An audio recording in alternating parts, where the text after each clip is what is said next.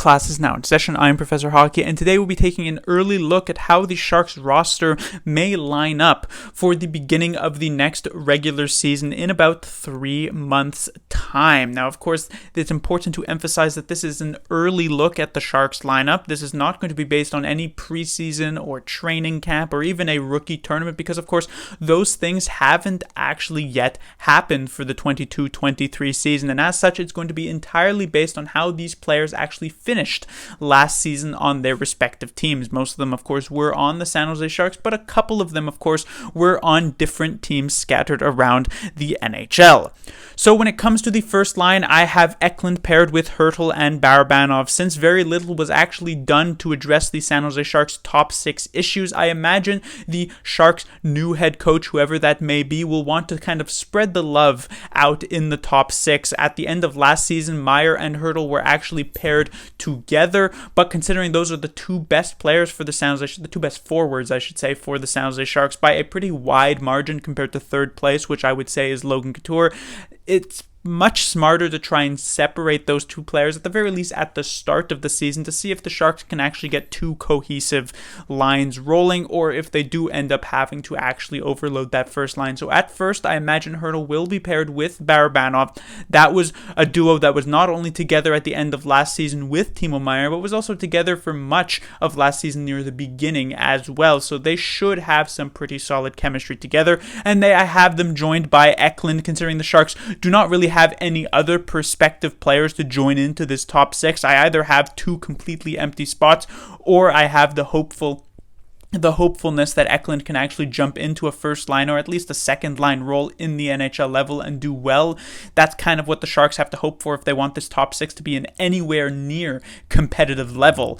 And I think Eklund and Hertl would actually have some pretty decent chemistry together. They played a few games with each other at the beginning of last season. Hertl is a bigger body. He can create space on the ice for Eklund, which was his primary issue at the beginning of last season in those few games that he did play.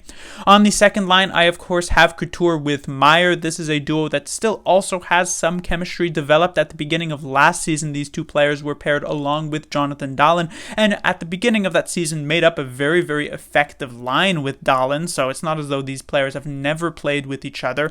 And when it comes to the third player on that line, that's where, of course, another big question mark appears. In my free agency preview video from a few days ago, I had penciled LeBanc into this role, and past that first day of free agency, not a ton changed, though there was one player who, of course, was picked up who could potentially fit into that role, and that is, of course, Oscar Lindblom, who I have currently penciled in here.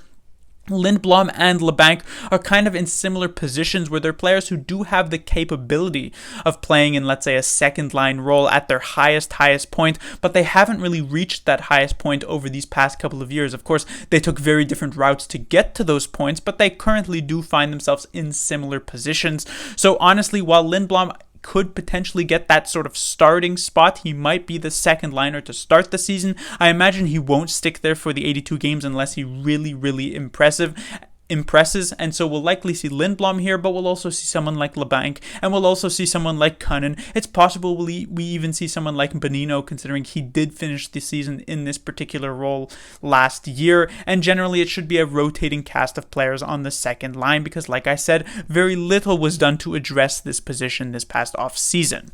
When it comes to the third line for the San Jose Sharks, I have as the centerman, of course, once again, Thomas Bordeleau. He did finish off last year as the third line center for the San Jose Sharks and did a very strong job in that particular role, and I am hopeful that he will be able to take back that spot at the beginning of this upcoming season as well. It'll be very fun to watch Hertl, Couture, and Bordeleau as the Sharks' 3 centers down the middle for much of next season. It is technically possible that doesn't happen. Obviously, the grind of an 82-game season could potentially get to Bordeleau, and if the Sharks go with a slightly more old-school coach, someone like Bordeleau, who's a bit of a smaller, more skilled player, might get cast aside a bit, and a player like Bonino or maybe Cunnin or Nico Sturm might end up filling in to this particular third line center role. But considering the San Jose Sharks are not necessarily going to be a playoff team, they might not even be particularly close to being a playoff team, I think it would be much more interesting to give some of the more promising younger players, at the very least,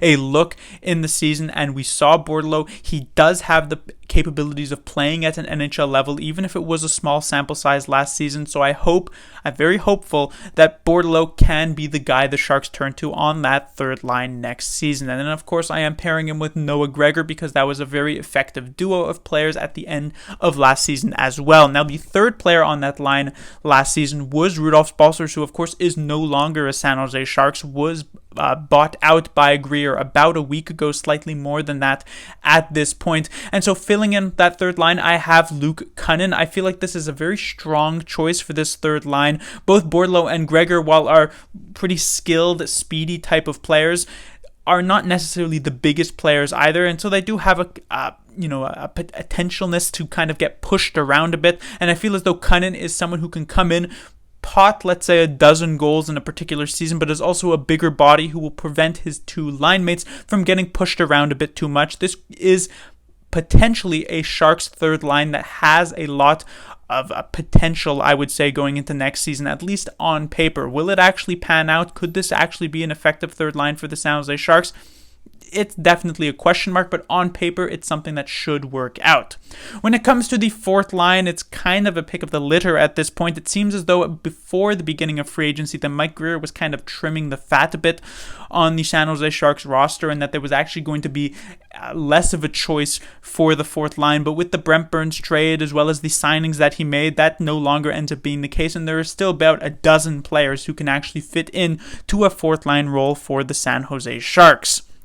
So firstly, I'll start with a couple of players who likely will find themselves on the roster. The first would, of course, be Nick Bonino. I can't imagine him being healthy scratched. It is technically possible, but I do doubt it. He likely will end up being the fourth line center or potentially a winger role if that happens to be the case. Then I also have Nico Sturm. He is technically possible to be a healthy scratch, but considering Greer decided to give him 3 years at $2 million, it'd be a bit of a bad look if he actually gets healthy scratched too much in this upcoming season. So I imagine he'll manage to find a roster spot pretty consistently. And then when it comes to the third player on this line, I have Chmelevski penciled in, but this is definitely not set in stone. The reason I have him here is because he was probably the most impressive player of the options at the end of last season. So I'd like to see him get more NHL time, but like I said, it's definitely not set in stone, and there are a lot of players who could fill in for him.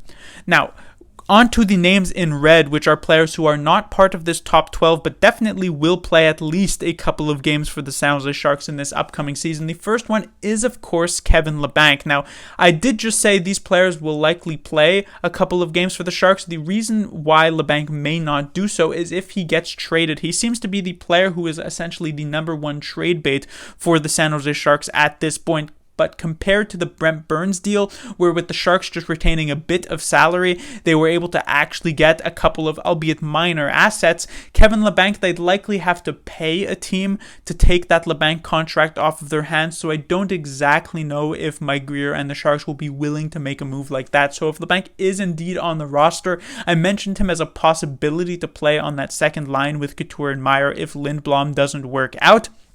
However, when it comes to not being on the second line, there isn't really much of a place for Labanc.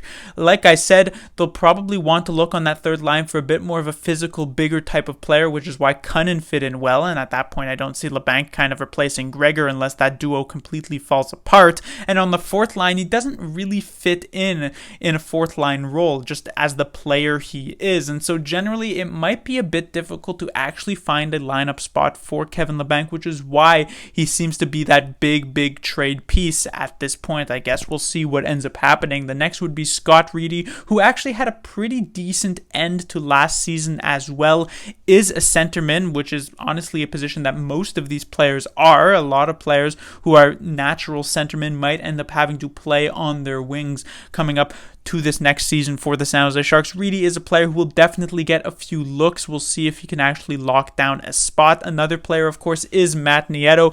Could definitely be someone who gets more games than not just because of his penalty killing prowess. If there was one thing that the San Jose Sharks did right last season, it would be their penalty killing, which was frequently top 5, sometimes even top 3 in the league last season, and Matt Nieto was a decent part of that. Another player who could potentially jump up would be Jasper Weatherby. probably a bit of a lower priority player at this point. I feel as though he has been leapfrogged by players like Reedy and Chmelevski, but you never know since he does have a decent amount of NHL games under his belt at this point. Another player would actually be Steven Lorentz. He was picked up from the Carolina Hurricanes in the Brent Burns trade, so you never know. He might end up getting a few fourth-line games for the San Jose Sharks, considering he was actually able to make the Carolina Hurricanes lineup on a relatively consistent basis last season, and I imagine the bar to clear to make the Hurricanes lineup was much higher than the bar to clear to make the San Jose Sharks lineup, considering the Hurricanes, of course, were a playoff team. It's possible that Lorentz is actually just a general better fourth-line forward than much of the Sharks have to offer, so it's definitely a real possibility Lorentz will get some games in for the San Jose Sharks. The next player is, of course, Jona Gadjevich. The reason I have him here is that, of course, he was given a qualifying offer by Mike Grier and the San Jose Sharks, so he is clearly someone who the Sharks want to keep around, but I am doubtful and also hopeful at the same time that he will not play a game with the Sharks next season, or at least not more than maybe a handful of games, and the same would actually go with Jeff Viel, who I have written here as well. And then finally we have rookies, which is generally the trio, I would say, of Gushin, Coe, and Robbins. These are three players who, depending on how the training camp and preseason go, could make it to the Sharks roster and be in a bottom six role, potentially even a second line role if one of these players just really outperforms expectations. But it is not necessarily the most likely thing in the world to happen either. On the defensive side of things, with no Brent Burns available, it'll be Erik Karlsson having to really step up to be the number one guy for the San Jose Sharks, I imagine. So I currently have him on that first pairing with Mario Ferraro. This makes it so that the second pairing is Ryan Merkley, who gets bumped up, and I have him currently joined by Knyzhov. This is going to be one that is probably the most variable spot on the Sharks roster, just because Knyzhov did not play the entirety of last season. Obviously, if he's able to jump in and immediately be at the level he was at a couple of years ago, he is a very viable player to have as that second pairing defenseman. But if that doesn't happen, the Sharks do not have a lack of left-handed defensemen to put in that position instead, which I'll get to a bit later. On the third pairing, the Sharks, of course, have Matt Benning, who was recently signed to a 4-year deal. He's really just the only right-handed defenseman that the Sharks actually have to be able to play in this role. With no Brent Burns and the fact that they didn't keep Nick Milosh, Benning seems to be the guy to turn to. I imagine if there was one more sort of signing made in this free agency, it'll be Grier trying to shore up the right-handed depth for the San Jose Sharks on the defensive side of things. When it comes to the fill-in players, you'll notice there's 3 of them. They're all left-handed, which goes to that lack of depth on the right side. The first would be Nudivara, also signed by the San Jose Sharks. The reason I have Vlasic here is because, of course, the name value.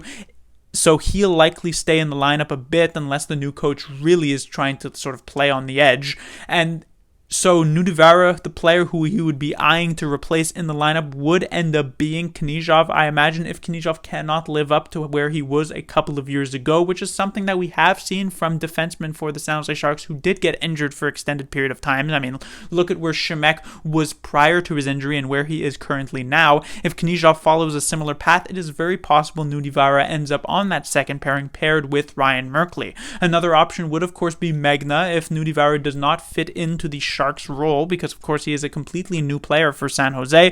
Megna was someone who finished off last season exceptionally well for his, potential, I guess, for his capabilities last season, so I would not be at all disappointed to see him jump into the lineup. And another player, of course, is still Radim Shemek, another player who could potentially be some sort of trade bait over the last bit of this off season, but if he is still with the San Jose Sharks, he is still signed under contract. He is another left-handed defenseman who could jump into the lineup if necessary. And then finally, on the goaltending side, of course, the Sharks brought in a couple of extra goaltenders. They got the prospect from Carolina. They signed Aaron Dell for whatever reason.